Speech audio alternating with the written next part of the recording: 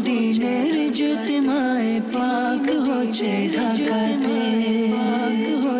ঢাকাতে দোহাই তোমায় সেই প্রিয় সত্তার যিনি স্বপ্ন বিদের সরদার ইয়া আল্লাহ अपने मौला का प्यारा हमारा नबी दोनों आलम का दोला हमारा नबी।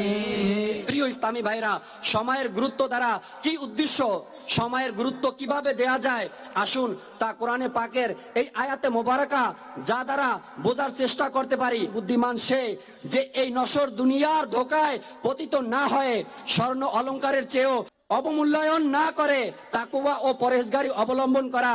অর্থাৎ একজন ব্যক্তির জীবনে মূল্যবান জিনিস হলো দুইটি, একটি হলো সুস্বাস্থ্য আর একটি হলো সময়।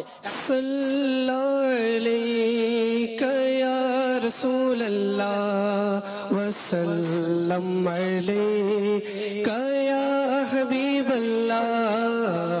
ধৈর্য ধারণের সম্পর্কিত কিছু বয়ান শ্রবণ করবেন ইনশাআল্লাহ।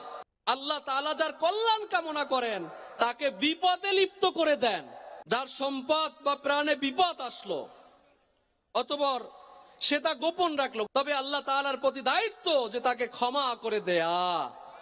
যে ব্যক্তি বিপদের সময় ধৈর্য ধারণ করলো আল্লাহ তাআলা তার জন্য 300 মর্যাদা লিপিবদ্ধ করবেন।